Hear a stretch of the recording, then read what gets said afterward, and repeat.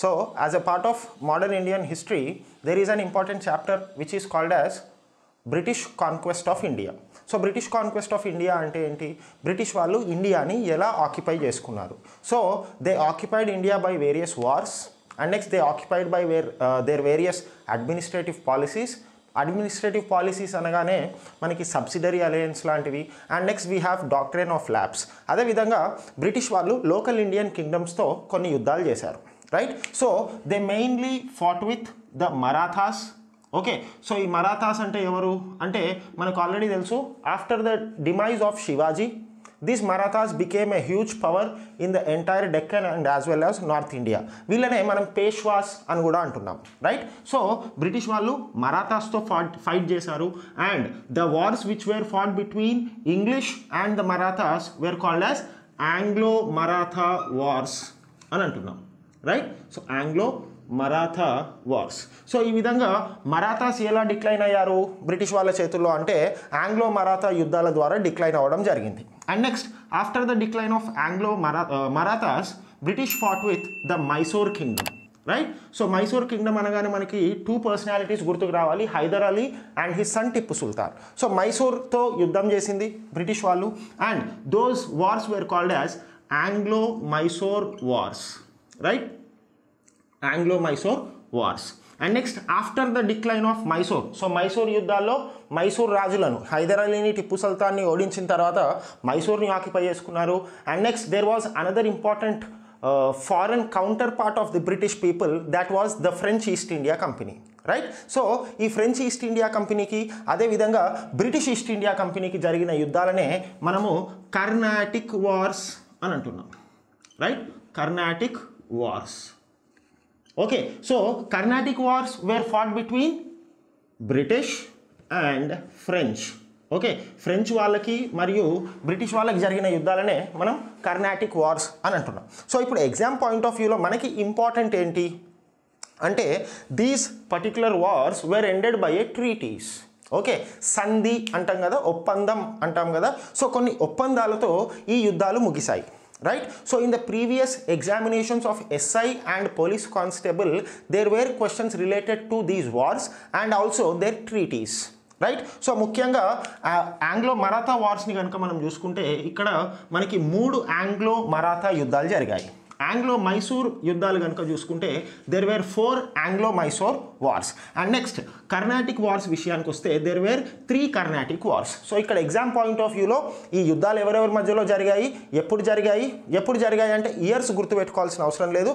Just you have to remember the counterparts who fought with each other and next the treaties with which the wars were ended, right? So Marathas విషయానికి వస్తే ఇక్కడ మనము ఒక పాయింట్ని గుర్తుపెట్టుకోవాలి, right? So SB అనే షార్ట్కట్ని గుర్తుపెట్టుకుంటే మరాఠా యుద్ధాలు కంప్లీట్ చేసుకోవచ్చు, right? So the first Anglo Maratha war ended with a treaty called as Salbai. Okay, so the Treaty of Salbai ended the first Anglo-Maratha War and second Anglo-Maratha War was ended by a treaty called as the Treaty of Bassein. Treaty of Bassein, right? And మూడో Anglo Maratha వార్ని మనం ఏమంటున్నాము Pindari war అని అంటున్నాం, right? So సింపుల్గా ఎస్బిపి అని గుర్తుపెట్టుకున్నా లేదంటే SPB అని గుర్తుపెట్టుకున్నా సరిపోతుంది, right? So SPB అంటే బాలసుబ్రహ్మణ్యం గుర్తుపెట్టుకోండి. సో ఇక్కడ ఆంగ్లో మరాఠా వార్స్ అయిపోతుంది. Okay, so first one treaty of Salbai, second one Bassein and మూడో ఆంగ్లో మరాఠా వార్లో మరాఠాస్ కంప్లీట్గా డిస్ట్రాయ్ అయిపోయారు అండ్ ఇక్కడే దీన్ని మనం పిండారి వార్ అని కూడా అంటున్నాం. సో దీనికి సంబంధించిన డిస్కషన్ మన రెగ్యులర్ క్లాసెస్లో తెలుసుకుందాం, right?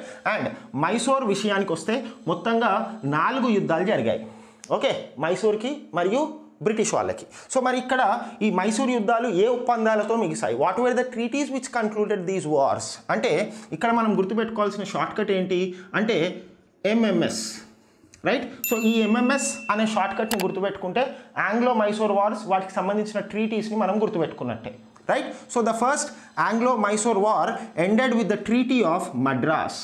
Treaty of Madras. And next the second Anglo-Mysore war ended with the Treaty of Mangalore. Okay, and the third Anglo-Mysore war ended with the Treaty of Srirangapatnam. Okay, so ఈ MMS అనే పదాన్ని గుర్తుపెట్టుకుంటే మైసూర్కి Anglo Mysore వార్స్కి గుర్తుపెట్టుకుంటే సరిపోతుంది అన్నమాట MMS. right? And next, Carnatic wars. So what are Carnatic wars? The wars which were fought between the British and the French, right? So Carnatic wars మనకి మొత్తంగా 3 జరిగాయని చెప్పుకున్నాము.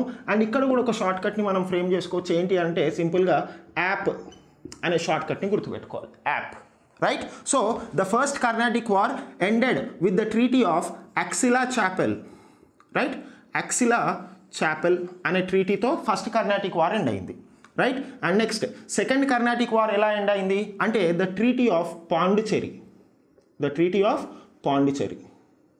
okay? And next, the third Carnatic war, in which the French were completely destroyed and the British became the supreme power in India by this war, that is the third Carnatic war. And the third Carnatic war ఎలా end అయింది అని అంటే the Treaty of Paris, right? So ఈ short కట్స్ని కనుక మనం గుర్తుపెట్టుకుంటే 1 mark లేదా 2 మార్కులు అనేవి ఈజీగా మనం ఎస్ఐ కానిస్టేబుల్ ఎగ్జామ్లో ఈజీగా ఆబ్టైన్ చేయొచ్చు అన్నమాట, right? So MMS related to Anglo Mysore war, app related to Carnatic war, and next మనకి ఎస్పీబీ లేదా ఎస్బీపీ, ఇది ఆంగ్లో మరాఠా వార్స్కి షార్ట్ కట్స్గా మనం చెప్పుకోవచ్చు, రైట్? అండ్ నెక్స్ట్ ఇంగ్లీష్ వాళ్ళు సిక్కులతో కూడా ఫైట్ చేశారు. వీటిని మనము ఆంగ్లో సిక్ వార్స్ అని అంటున్నాం. సో మొత్తంగా 2 యుద్ధాలు జరిగాయి సిక్కులతో, ఓకే?